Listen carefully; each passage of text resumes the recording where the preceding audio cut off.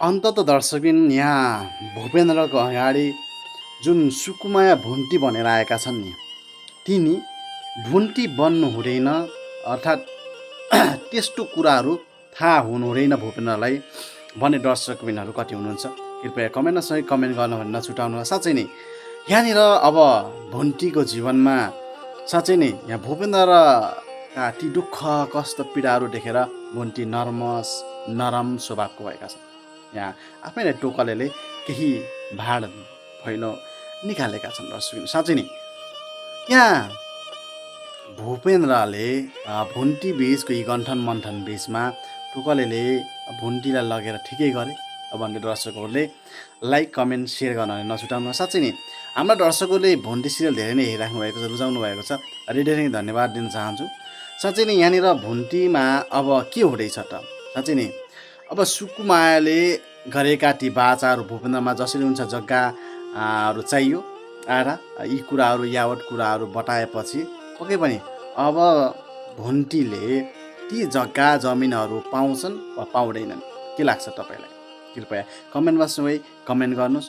र भुन्टीले ती जग्गा जमिन पाउनुपर्छ र भूपेन्द्र र भुन्टीको सम्बन्ध के राम्रो हुनुपर्छ अथवा के हुनुपर्छ? दर्शक तपाईँहरूको जिज्ञासाहरूलाई कमेन्टमा कमेन्ट गरिदिएको जानुहोस् भन्न चाहन्छु। साँच्चै नै हजुरले साथ सपोर्ट माया ममता दिइराख्नु भएको छ। कृपया यतिन्जेल भिडियो हेर्नुभएको छ र हेरिराख्नु भएको छ। साँच्चै नै जीवनमा सबै मान्छेको सहज तरिकाले जीवन चल्दैन।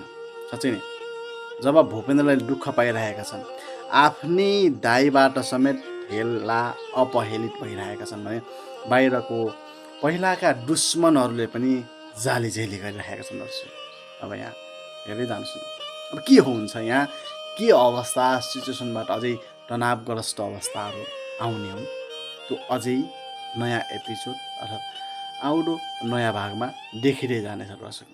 साँच्चै जीवन एक यस्तो गोरेटो हो, तपाईँले सहज र सरल तरिकाले अगाडि बढाउन सक्नुभयो भने त्यो धेरै नै सहज तरिकाले अगाडि जानेछ। यदि तपाईँले त्यसले चलाउन जान्नुभयो नि धेरै सहज तरिकाले चल्नेछ, तर त्यसले चलाउन जान्नु भएन भने त्यो तपाईँ बिचमा दुर्घटना पनि पर्न सक्नुहुन्छ।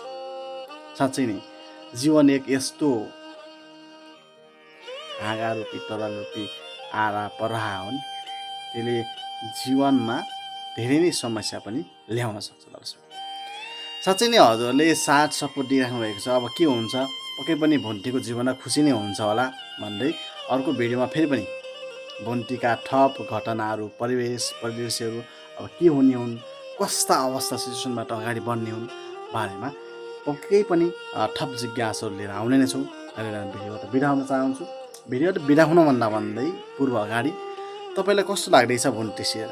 अब भुन्टीमा के हुनुपर्छ?